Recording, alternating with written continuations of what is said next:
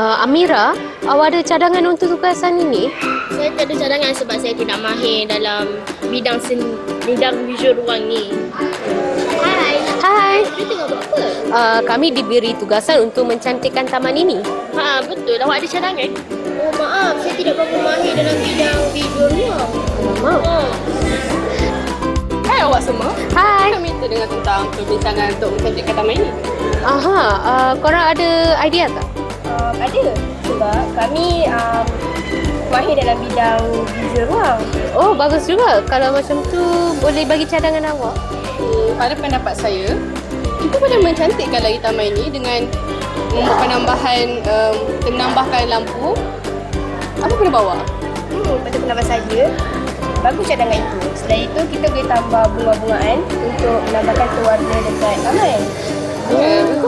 Dengan itu, kita boleh menarik minat pengunjung yang datang di sekolah. Bagus cadangan awak. Mari kita siap tugas ni sama-sama. Boleh? Okey, mari jom.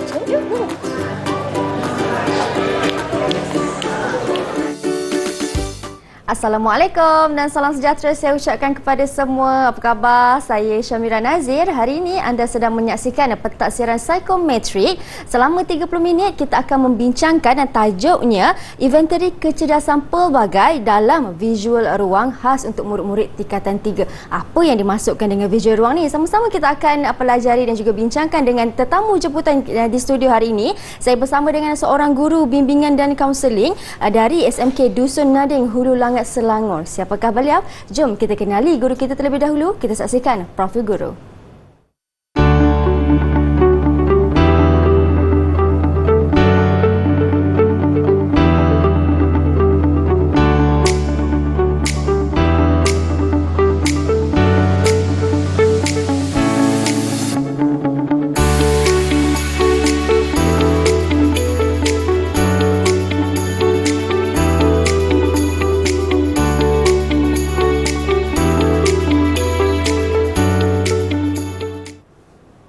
Dan hari ini saya bersama dengan Cikgu Khairul Azwa Ismail. Assalamualaikum Cikgu. Waalaikumsalam. Sihat Cikgu? Alhamdulillah sihat. Baik Cikgu, saya sebenarnya teruja nak sama-sama membincangkan dengan Cikgu apa yang dimasukkan dengan visual ruang ni. Tapi sebelum itu suka juga untuk Mira perkenalkan juru bahasa isyarat yang bersama dengan kami pada hari ini iaitu Cikgu Suhana Fazil dari Sekolah Menengah Pendidikan Khas Vokasional Kuantan Pahang. Apa khabar Cikgu Suhana? Baik, terima kasih Cikgu kerana bersama dengan kami untuk hari ini. Baiklah Cikgu Khairul. Berbekalkan pengalaman lebih daripada 1 dekad lebih kurang dalam 12 tahun macam tu. Dengan tajuk yang akan kita bincangkan iaitu Inventari Kecerdasan Pelbagai Visual Ruang. Apa yang dimasukkan dengan tu Cikgu sebenarnya? Okey, terima kasih kepada Mira atas ucapan lalu-laluan tadi. Okey, sebelum kita dengan lebih lanjut mengenai apa itu kecerdasan visual ruang ini, maksudnya bolehlah kita kita tahu dulu maksudnya visual dan maksudnya ruang itu. Maksudnya visual ini adalah bermaksud berkenaan dengan melihat, berkenaan dengan penglihatan dan juga benda yang dapat dilihat. Manakala ruang pula secara amnya dia banyak memberi makna sebenarnya. Antaranya seperti sesuatu tempat, kawasan kosong yang di sekeliling objek ataupun objek di dalam sesuatu kawasan itu. Tetapi bagaimana pula dengan kecerdasan visual ruang ini? Okey, visual ruang ini di dalam IKP adalah dia merujuk kepada kebolehan berfikir secara gambaran, imej, bentuk ataupun juga corak lah, yang mana dia dapat menghasilkan sesuatu perkara yang ada unsur-unsur gambar, yang ada unsur imej, yang mana atau boleh diungkapkan semua benda yang boleh dilihat. Maksudnya benda yang boleh dilihat itulah berkaitan dengan visual ruang inilah. Okey, selain pada itu kecerdasan ini juga mampu menghasilkan model secara visual dan juga mengaplikasikan model itu ke dalam dunia fizikal. Maksudnya di sini kecerdasan ini menghasilkan sesuatu perkara pada permulaannya dia tak ada sebenarnya dia tak ada pun dalam nyata ini, dan last sekali dia dapat menjadikan benda yang tak nampak ada nampak dalam secara visualnya lah. Okey, kita mengambil contoh boleh tak? Contoh macam tanah kosong. Kebiasaannya seseorang itu akan melihat itu tempat tu macam kosong saja, tak ada apa-apa pun. Tetapi bagi yang ada maksud kecerdasan visual ruang ini, dia melihat tanah kosong itu boleh dijadikan bangunan ataupun satu taman yang akan mencantikkan lagi. Itulah. Dia visualize lah benda tu, dia membayangkan. Dia boleh melihat satu kawasan itu nampak macam kosong. Dia boleh meletak sini letak apa dah letak apa. Itu yang menjadikan, itulah kebolehan orang yang berfikir macam itulah. Okey. Okay, selain pada itu juga dia memperkatakan tentang perhakiman ruang juga dan juga keupayaan menggambarkan dengan mata minda. Okey, Mia faham tak apa itu menghakimkan ruang ini? Biasa kita dengar hakim ni hakim yang melelai kan. Okey, maksudnya orang ni dia boleh melihat sesuatu tempat itu, dia boleh contoh di dalam studio kita ini sendiri, dia boleh melihat okey kat sini sesuai letak apa, kat sini letak apa, dia boleh melihat ada hubungan kait antara satu sama lain. Dan juga mata minda pula ini pula dia melihat dari segi apabila dia melihat sesuatu, dia boleh menggambarkan balik di dalam minda dia. So dia tengok, contoh dia tengok sesuatu tempat itu, dia boleh membayangkan di dalam minda dia. Contoh kalau kita tanya orang soalan macam ni, awak tahu tak tempat mana kat situ? Dia automatik aku fikir, kat itu kat mana? Dia maksudnya dia dah minda, dia dah terbayang dah visual kat situ. Itulah maksudnya mata minda jugalah. Okey. Baik cikgu, itu yang dimasukkan secara ringkas apa yang dimasukkan dengan visual ruang. Apa pula ciri-ciri individu yang memiliki kecerdasan dalam visual ruang ni cikgu? Okey, sebenarnya secara tak langsungnya sebenarnya ciri ini sebenarnya kita dah boleh melihat sebenarnya banyak sebenarnya dalam ciri kita. Okey, yang ciri pertama adalah dia bijak menghubungkaitkan antara objek-objek di dalam ruang itu.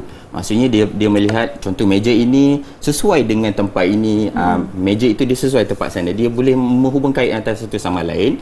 Dan seterusnya adalah dia suka menconteng, dia suka melukis. Saya suka menconteng, melukis dan ataupun mencipta gambar 3D. Maksudnya sebagai contoh di sekolah saya ada pelajar yang dia suka melukis. Ini contoh yang saya contoh buat. Karyanya lah. Ya, cantik tak? Cantik. Ini adalah satu hasil karya daripada pelajar saya. Maksudnya kertas kosong pada permulaannya last kali dia je penuh lah. Betul. Orang yang visual orang ni dia tak suka nampak yang kosong-kosong, dia suka penuhkan semua.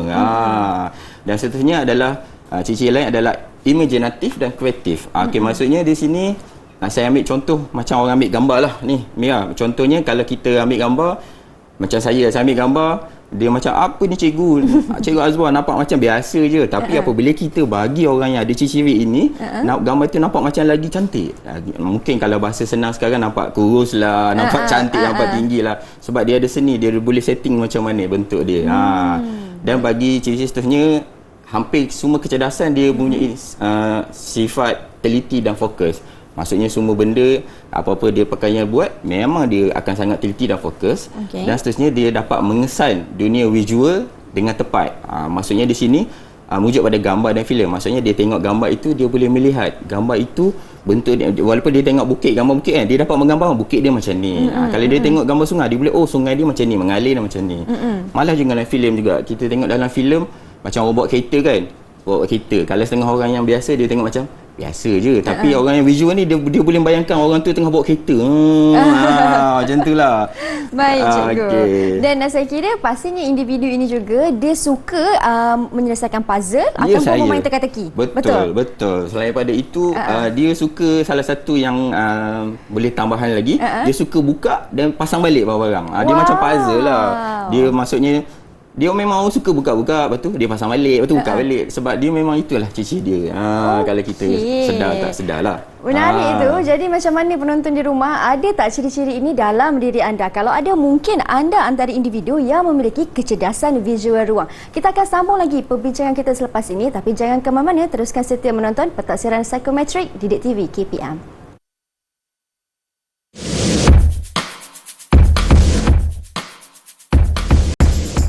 Tahniah Alisha atas keputusan akademik yang cemerlang dan juga dalam bidang seni.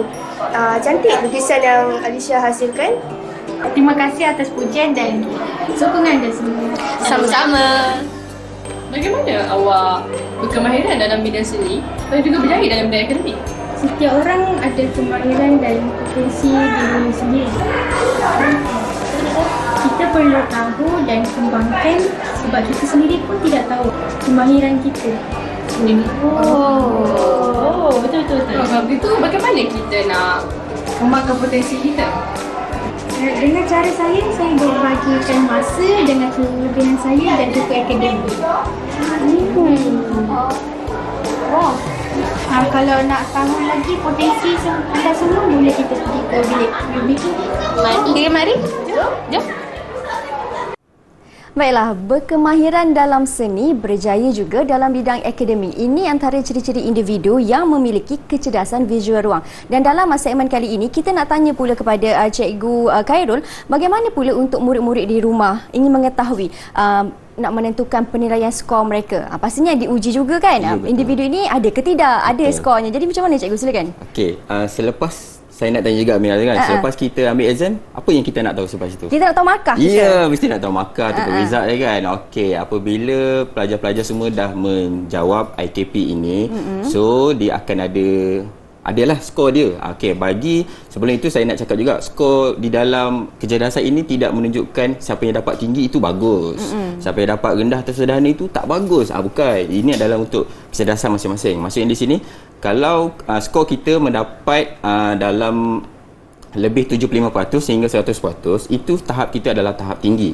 Manakala sekiranya skor kita dapat dalam 50% hingga 74%, kita dapat markah dalam sederhana. Manakala skor rendah, dia dalam markahnya adalah 0% hingga 49%. Maksudnya kadang-kadang ni markah yang sesiapa yang dapat rendah ni, dia kadang-kadang bulan depan dia akan boleh jadi tinggi. Maksudnya bukan stick saja, maksudnya dia dapat rendah pada kali ini, dia tak mesti lepas ni dia akan jadi lagi tinggi. Kadang-kadang dia akan dipengaruhi oleh faktor persekitaran dia, faktor belajar dia macam mana. So kadang-kadang dia akan boleh berubah kecerdasan kita itu sebenarnya. Okey, baik. Okay, seterusnya dah halalang kita dah sebut pasal kecerdasan ini. Mesti nak tahu macam mana gaya pembelajaran dia yang sesuai, betul tak? Ya, betul Cikgu. Okey, gaya pembelajaran yang boleh digunakan bagi yang mempunyai kecerdasan visual ini adalah sangat banyak sebenarnya. Ini adalah salah satu cadangan yang boleh kita berkongsi dengan pelajar. Iaitu pertama, cikgu-cikgu boleh menggunakan kaedah, iaitu menggunakan pelbagai bentuk persembahan seperti gambar, graf, gambar wajah, poster ataupun carta. Maksudnya dalam kelas itu cikgu-cikgu bolehlah mengkelompokkan kelompok ini, okey, awak buat gambar wajah. Okey, kelompok ini dia buat carta dan sebagainya. Itu dia dapat menjadikan benda itu sangat menariklah. Dia sebenarnya apabila kita tahu skor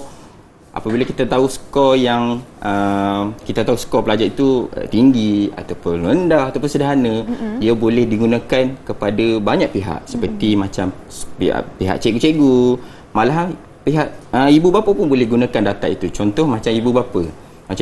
Bila dia dah dapat tahu pelajar dia, anak-anak dia ni ada skor visual ni sangat tinggi, so dia boleh bagi sokongan.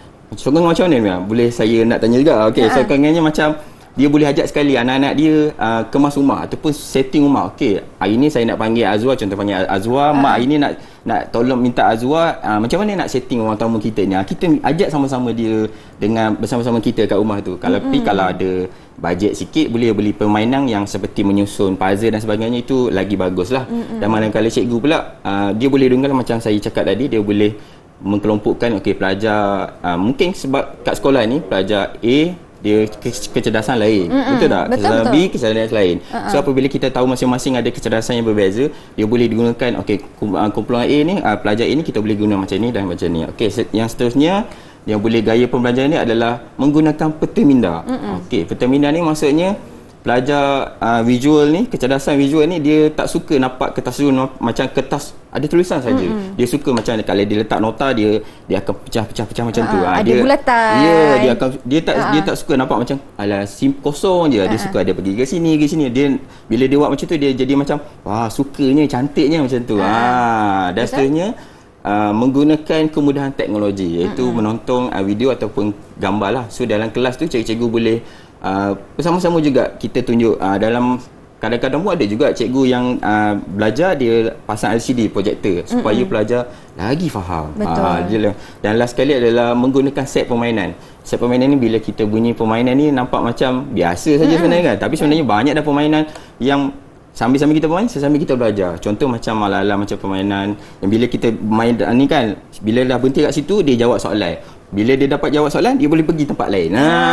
Kalau tak boleh jawab soalan, dia kena bukan denda, maksudnya ada hukuman sedikit lah. Mungkin dia kena jawab ada soalan. Ada penalti lah dalam permainan tu. So sebenarnya dah banyak sebenarnya cara-cara permainan. So pelajar-pelajar visual ni dia tak suka yang sama. Dia kadang-kadang dia suka permainan macam ni. Dia suka melibatkan lukisan yang besar dan sebagainya macam itulah. Macam itulah. Mira rasa yang mana yang lagi bagus sebenarnya? Yang mana yang lagi bagus bergantung kepada murid-murid Ya, juga betul, kan. betul, Tapi betul. Amira sebenarnya bila Cikgu sentuh tadi tentang membuat peta minda ataupun iting tu, Ya, ya. saya macam boleh kaitkanlah dengan sewaktu saya belajar dari sekolah terlebih dahulu. Sebab ada juga di kalangan kawan-kawan saya, kalau mereka buat peta iting, mungkin murid-murid di rumah pun ada juga rakan-rakan sebegini ataupun anda yang sebegitu, akan pastikan nota mereka penuh dengan warna. Betul. Bukan sekadar hitam putih. Betul. Ada warna biru, ada warna merah, colouring lagi kan. Betul. Jadi itu antara individu Yes. yang memiliki visual ruang ni lah. Ya betul Mia. Maksudnya di sini dia nak nampak semua cantik, penuh je. Dia tak nampak macam plain je. Dia tak suka. Dia suka nampak kat sini ada satu dan satu. Dia sebenarnya dalam AKP ni dia memainkan panel dengan ujian lain juga, tapi ini salah satunya visual ni dia macam itulah, dia suka dan cantik, sini kuning, sini merah dan sebagainya. Okey, baik. Jadi kawan-kawan ingat tadi Cikgu Khairul Azwar dah tekankan ada 3 markah yang diberikan daripada tahap tinggi, sederhana dan juga rendah. Jadi diri anda sendiri, anda tepuk dada, tanya selera, adakah anda berada dalam kategori ini ataupun tidak? Ya, Kita nak berhenti berehat seketika Cikgu. Boleh. Kita akan kembali semula selepas ini untuk kita bincangkan pula untuk murid-murid ini aliran apa pula yang sesuai untuk mereka ambil dan duduki di peringkat sekolah. Kita akan berhenti berehat, jangan ke mana-mana.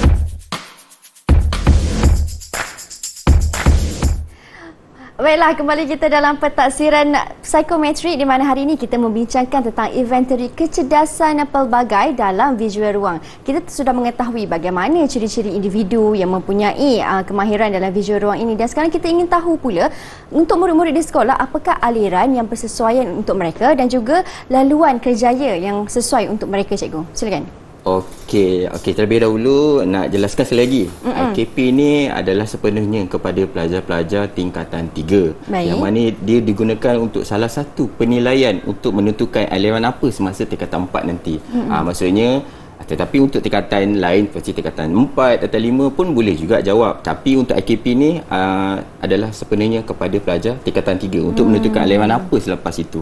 Okey, penentuan aliran ini melibatkan psikometrik juga dan juga penilaian akademik juga ni Mira, kan. Maksudnya di sini sebagai contoh, sekiranya aliran itu sebagai contoh aliran itu melibatkan awak dapat keputusan yang sangat bagus. Maksudnya di sini awak boleh maksudnya awak boleh memilih aliran itu dengan banyak pilihan lah. Maksudnya di sini salah satu aliran yang boleh dipertimbangkan sekiranya awak mendapat keputusan yang sangat agak bagus, iaitu aliran STEM. Itu aliran STEM ni adalah lebih kepada subjek sains lah. Iaitu dalam itu ada subjek biologi, kimia, fizik dan sebagainya. Dan selain itu dia ada sains tambahan, backup cipta, sains komputer, grafik komunikasi, pertanian, sains rumah tangga dan sebagainya lah. Dan sekiranya keputusan akademik kita macam biasa-biasa saja kan, tetapi kecerdasan psikometrik kita memang skor tinggi untuk visual ruang ni, so boleh pertimbangkan untuk aliran PVMA. Apa itu PVMA? PVMA ni adalah singkatan kepada program vocational menengah atas. Di mana di dalam itu dia ada subjek seni kecantikan, animasi, dekorasi dalaman dan sebagainya lah. Itu maksudnya dia boleh pilih adakah nak ambil yang sains tulis ataupun nak ambil aliran PVMA juga macam tu. Sebab dia kadang-kadang ni penentuan akademik ni aliran ini adalah sekolah itu terlibat juga. Maksudnya kalau sekolah itu menawarkan aliran itu, maksudnya kita boleh ambil lah. Baik. Dan salah satu cara kita nak tahu, kena jumpa dengan cikgu kaunseling lah. Cikgu, sekolah mana subjek ada sains pertanian cikgu? Cikgu, sekolah mana yang ada subjek animasi ni cikgu? So cikgu kaunseling akan tolong lah kat mana. Selain pada itu, bila dah kita ambil aliran ini, dia boleh ambil elektif. Itu subjek tambahan lain lah, seperti elektif MPV, iaitu seperti rekaan jahitan pakaian, hiasan dalaman asas, dan juga penjagaan muka ataupun dandanan rambut. Dan selain pada itu juga, elektif tambahan yang boleh dipertimbangkan untuk pelajar ambil adalah elektif kemanusiaan, iaitu subjek pendidikan seni visual. Bagi saya secara asasnya, secara umumnya, saya sangat bersetuju kepada pelajar-pelajar STEM ini, maksudnya aliran sains ini, dia mengambil subjek elektif pendidikan seni visual. Sebab apabila dia bergabungkan antara seni visual dengan STEM ini, dia akan menjadikan pilihan kejayaan selepas itu adalah sangat besar, sangat meluas lah maksudnya. Maksudnya macam tu. Okey, baik. Itu antara jurusan aliran yang boleh murid-murid pertimbangkanlah untuk masuk ke tingkatan 4 nanti. Ya, saya. Okey. Dan seterusnya cikgu, bagaimana pula untuk kerjaya pemilihan mereka? Okey, apabila kerjaya, semua orang nak kerja, betul tak kan? Betul. Bila dah habis belajar, kerja, mesti nak kerja kan? Okey, salah satu kerja yang boleh bersesuaian dengan yang ada visual ruang ini adalah yang pertama adalah arkitek. Kenapa saya sebut arkitek? Sebab arkitek ini dia sangat-sangat dominan mengenai secara untuk visual ruang ini. Maksudnya arkitek ni dia bermula dengan idea dia yang kosong saja. Lepas tu dia melakar, dia melukis dan last sekali daripada idea dia itu dia jadi tahsil dah bangunan dan sebagainya. Itulah sangat-sangat dominan lah. Untuk kalau dalam bahasa senangnya kalau nak tahu pekerjaan yang sesuai dengan visual ruang ini adalah arkitek lah. Dia bermula daripada kosong, dia dah last sekali terciptalah satu hasil bangunan dan sebagainya. Dan seterusnya adalah jurukamera sendiri, seperti pemandu pelancong, proyek dalaman, proyek pakaian, animasi atau filem dan juga simulasi ataupun model 3D. Okey, saya nak ambil contoh pemandu pelancong. Kenapa kita melihat dia adalah ada mempunyai visual ruang ni? Maksudnya dia kena guide kepada pelancong yang datang kan. Betul. Contoh dia sampai kepada Kuala Lumpur lah. Macam saya kan, tak biasa datang Kuala Lumpur kan, masa datang Merdeka ke. Bila dah sampai kat datang Merdeka, okey, datang Merdeka ini dia boleh bayangkan dia ada tempat kemerdekaan dan sebagainya. Kalau orang yang tak boleh nak bayangkan, datang Merdeka ni macam tu lah, dia nampak macam mana. Kalau orang yang ada visual ni dia boleh membayangkan Datang Merdeka ni bentuknya macam ni dan sebagainya. Ataupun kalau dia pergi ke tempat lain pun dia boleh membayangkan tempat lain lah. Macam tu. Dan antara kejayaan lain yang boleh didengungkan banyak dilistkan ni, seperti macam pelukis, pemandu, jurusolek dan sebagainya lah.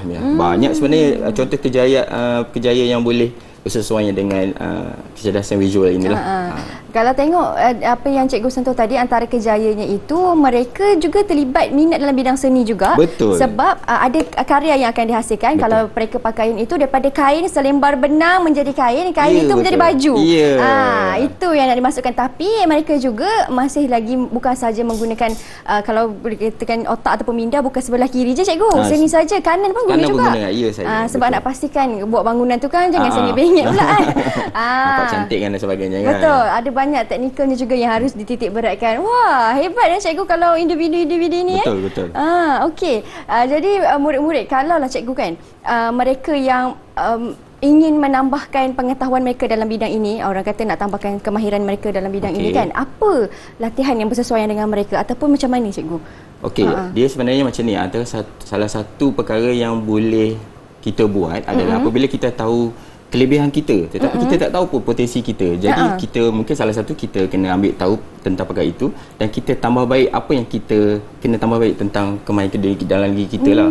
So kalau dalam bahasa senangnya kalau kat sekolah jumpa dengan cikgu kaunseling, kita bincang macam mana kita nak meningkatkan potensi kita masing-masing.